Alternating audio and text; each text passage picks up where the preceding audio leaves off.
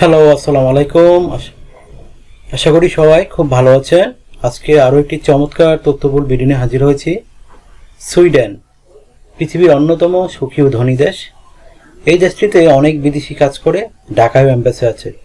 তো বাংলাদেশ সরকারের সাথে সুইডেন সরকারের একটি চুক্তি হয়েছে, শীঘ্রই হয়তো সরকারিভাবে লোক নেবে, কিন্তু সরকারিভাবে খুব কম মানুষই যেতে পারে। তো বর্তমানে সুইডেনে 2 লাখ জব অফার চলতেছে। প্রচুর লোকের চাহিদা, স্কিল বা আনস্কিল সব ধরনের লোকের চাহিদা রয়েছে। সেই জন্য আপনারা অনলাইনেই আবেদন করতে পারেন, তাহলে আপনি সুইডেনে যেতে পারেন। তবে আজকে একটি ভিন্ন বিষয় নিয়ে আলোচনা করব।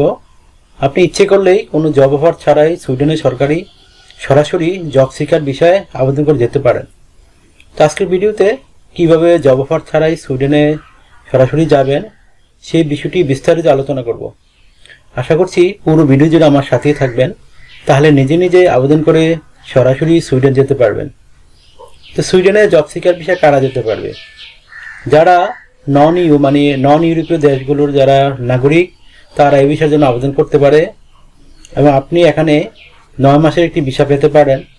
এবং আপনার জন্য কাজের যে সুযোগগুলো রয়েছে আপনার প্রোফাইলের সাথে আপনি ম্যাচ করে কিনা সেগুলো দেখে তারপরে এই ভিসার জন্য আবেদন করবেন। ঠিক আছে?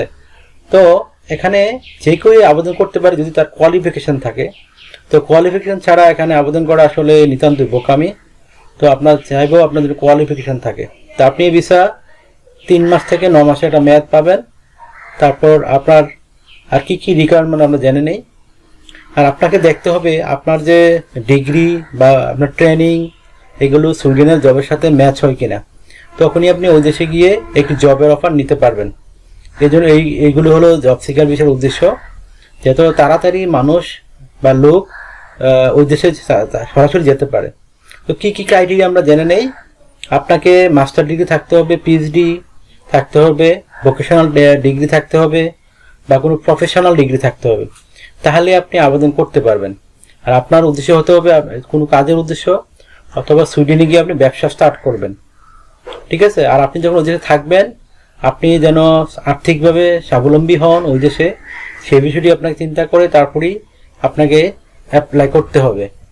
মানে আপনি যদি 9 মাস বা যদি চাকরি না পান, 9 মাস যেন আপনার খরচ বহন করতে পারেন, সেই খরচটি নিয়ে যেতে হবে। আর আপনি ওইখানে মানে শারীরিকভাবে ফিট এটি প্রমাণ করতে হবে, এবং আপনি কাজের জন্য উপযুক্ত আপনি প্রমাণ করতে হবে। আর আপনার ফ্যামিলি আপনার সাথে জব সিকার বিষয়ে যেতে পারবে না। আর আপনাকে অবশ্যই সুইডেনের বাইরে কোন নাগরিক হতে হবে। আর অবশ্যই আপনার একটা ভ্যালিড পাসপোর্ট থাকতে হবে। তো এই অপশানগুলো যদি আপনার থাকে তবেই আপনি আবেদন করতে পারবেন। ঠিক আছে? আপনি যদি ওয়ার্ক পারমিট পান তখন আপনার ফ্যামিলি নিয়ে যেতে পারবেন, এটি হলো সুবিধা। এই বিষয়ে ভিসার হার একটু কম, তারপরেও আপনি করতে পারেন যদি আপনার কোয়ালিফিকেশন থাকে এবং কাজের অভিজ্ঞতা থাকে। আর আপনি অবশ্যই সুইডেন এম্বাসিতে যোগাযোগ করবেন অ্যাপ্লাই করার জন্য, অনলাইনে আবেদন করতে পারবেন। ঠিক আছে? তা আপনি সুইডেনের মাইগ্রেশন ওয়েবসাইট আছে, সেটি ভিজিট করতে পারেন।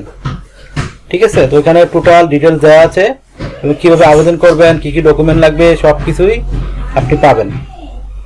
তো আজকের মতো ভিডিওটি এ পর্যন্তই। যদি ভালো লেগে থাকে অবশ্যই লাইক দিবেন, চ্যানেলটিকে সাবস্ক্রাইব করে রাখবেন আরও তথ্যবহুল ভিডিও পাওয়ার জন্য। Take care, good bye, tata.